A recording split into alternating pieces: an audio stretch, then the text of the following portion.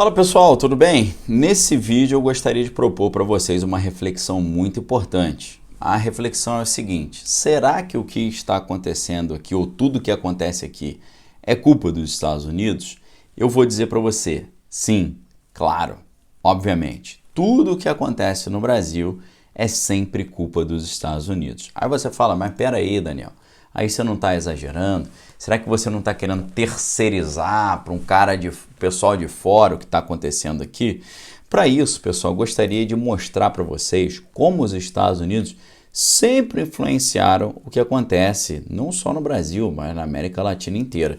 E muito provavelmente isso continua sendo real até hoje. Aí você fala, mas você vai dizer que tudo de ruim que aconteceu é culpa deles? Não, provavelmente muitas das coisas boas que aconteceram foram culpa deles e muitas das coisas ruins também foram culpa deles.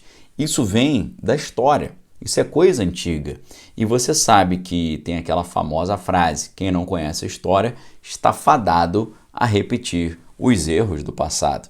Eu não tenho dúvida nenhuma de que essa ideia é completamente correta. E para isso, inclusive, gostaria de lembrar vocês que amam o estudo, eu tenho certeza que todo mundo que acompanha o canal Daniel Lopes é um amante do estudo e do conhecimento. Por isso, eu gostaria de lembrá-los que a promoção lá na minha livraria está quase terminando, livros com até 50% de desconto, principalmente os meus, o mínimo sobre o Manifesto Comunista, os dois manuais, o Manual do Cristão e o Manual do Conservador, o meu penúltimo livro, que é A Beira do Abismo, Geopolítica, Globalismo e Fim do Mundo, 90 segundos para Apocalipse, Grande Reset, a Ordem Internacional Nova, todos com um descontaço especial. Aproveite, tá? Aí embaixo você vai acessar clicando aí tranquilamente para poder verificar o valor dos livros e o descontão que você vai receber, ok? Não perca essa oportunidade, clica aí embaixo e aproveite. Vamos lá, pessoal. Não é de hoje que tudo que acontece aqui tem o dedo dos Estados Unidos, tá? Vejam só, o presidente norte-americano James Monroe, que governou os Estados Unidos de 1817 a 1825, ele criou uma doutrina específica para a América Latina. E ele apresentou essa doutrina numa mensagem que ele emitiu ao Congresso norte-americano no dia 2 de dezembro de 1823. Nessa palestra que ele deu, nessa mensagem que ele deu ao Congresso norte-americano, ele simplesmente apresentou aquilo que ficaria conhecido como a doutrina Monroe. Você já ouviu falar na doutrina Monroe? Coloca aqui embaixo o comentário. O que significava a doutrina Monroe? Qual era o resumo dela? O resumo era garantir que a Europa não criaria novas colônias no continente americano, garantir que a Europa não participaria ativamente de nenhuma decisão dos países americanos e também a não participação dos Estados Unidos nos assuntos lá da Europa. Isso porque é importante você entender o que estava acontecendo nessa época. Nessa época, a Europa estava se libertando de Napoleão, né, do Império Napoleônico. Então, o que acontece? Conforme o Império Napoleônico foi saindo de cena, e aí chegando o chamado Congresso de Viena, onde os países estavam se reorganizando depois do fim dessa fase napoleônica, a Prússia, a Áustria e Moscou criaram a chamada Santa Aliança. A Santa Aliança surge para defender as monarquias europeias, né? Então, por exemplo, a Santa Aliança ela autorizou incursões bélicas para restabelecer o domínio dos Bourbon na Espanha, assim também como sobre as colônias espanholas que estavam na época estabelecendo a sua independência. Lembrando que a independência do Brasil iria ocorrer em 1822.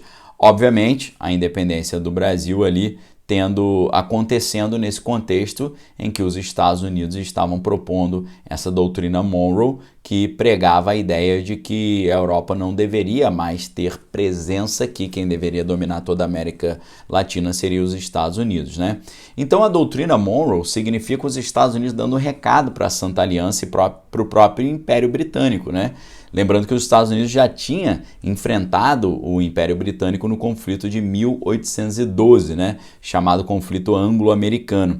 E é claro que nessa época isso é interessante você observar, os Estados Unidos não era potência, superpotência mundial e nem sequer era ainda uma potência regional, mas mesmo assim eles já estavam criando esse tipo de doutrina para garantir o seu domínio, a sua prevalência sobre todos os demais países das Américas. Lembrando que é claro que isso tem uma enorme influência daquela ideia do destino manifesto. O que é o destino manifesto? Destino manifesto é uma crença desenvolvida, né, pelos habitantes lá dos Estados Unidos, que dizia que os colonizadores americanos eles deveriam se expandir para toda a América do Norte e depois para toda a América, né? A ideia é de que o povo americano teria sido escolhido por Deus para civilizar todo o continente. Então eles defendem a sua virtude especial do povo norte-americano, das suas instituições, a missão dos Estados Unidos de redimir e refazer o Oeste à imagem da América agrária e o destino irresistível para conquistar esse dever essencial com a bênção de Deus. Então, desde essa época, a gente está falando em 1823, os Estados Unidos já mandavam no que estava acontecendo aqui. Depois, conforme o tempo foi passando, eles criaram uma nova estratégia de influência. E essa nova estratégia de influência se chamava Política da Boa Vizinhança, né? Que foi uma iniciativa criada e apresentada pelo governo dos Estados Unidos, na época presidido por Franklin D. Roosevelt, durante a Conferência Pan-Americana de Montevideo em dezembro de 1933.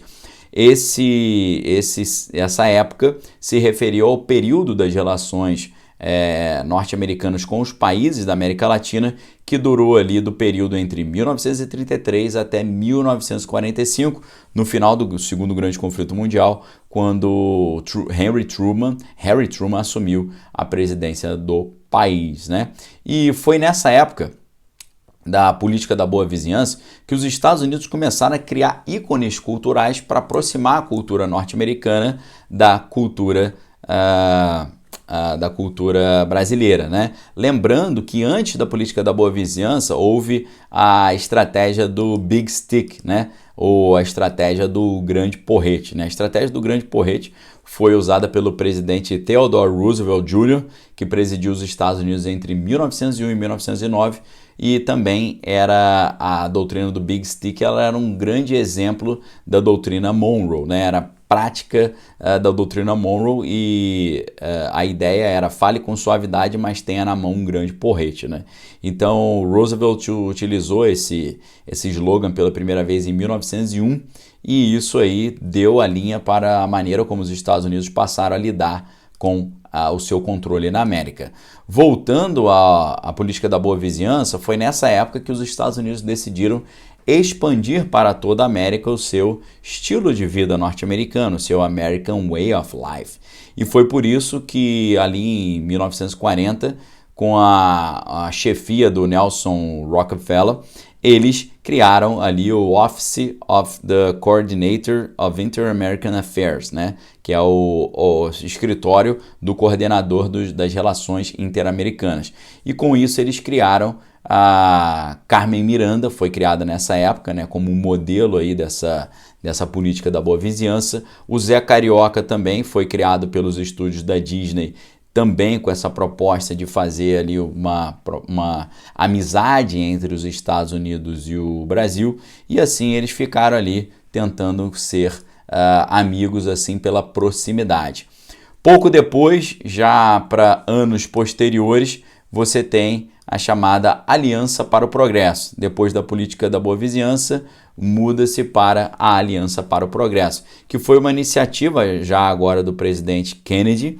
Em março de 1961, tinha como objetivo estabelecer ali uma cooperação econômica entre os Estados Unidos e a América Latina. Então, foi nessa época que eles mudaram a maneira como eles queriam influenciar as decisões e os negócios por aqui no Brasil, ok? É claro que depois disso, principalmente depois nos anos 60, principalmente no quarto ano, o 6 junto com o 4, ali já muda tudo para a Operação Condor, né? Que aí doeu, né? Operação que doía muito, envolvia ali operações de inteligência, né? e estabelecimento de governos mais bélicos, mais rígidos no chamado Cone Sul, né, a partir principalmente ali do final dos anos 60, início dos anos 70.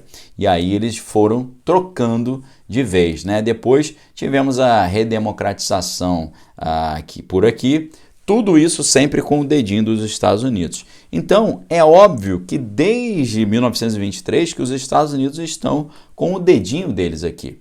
E aí a grande pergunta é, será que o que está acontecendo hoje também está com o dedinho deles? Mas é lógico que está com o dedinho deles. Quem não se lembra no ano passado, quando vieram aqui o secretário de segurança, o conselheiro de segurança, o diretor da CIA, todo mundo veio aqui e deve ter vindo aqui e falado, olha, vamos fazer as coisas bonitinho, tudo certinho para a gente não ter problema, vamos ficar todo mundo em paz, todo mundo tranquilo.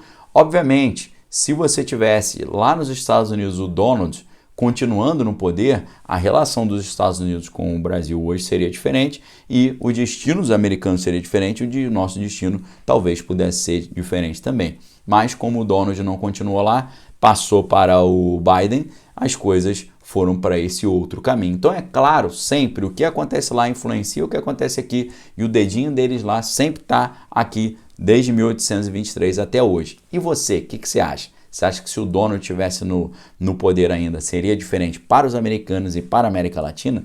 Diz aí nos comentários, tá? Eu acho que sim, seria totalmente diferente. Um abraço para vocês, fiquem com Deus, amém, todas as coisas retém que é bom. Fica a dica aí do livro mínimo, os 2 manuais, Manual de Sobrevivência Conservador e Cristão, A Beira do Abismo, 90 Segundos para o Apocalipse, mais todos os livros maravilhosos que eu separei a dedo lá na minha livraria, promoção especialíssima. Aproveitem, forte abraço para vocês, fiquem com Deus, examine todas as coisas, retém que é bom. Valeu!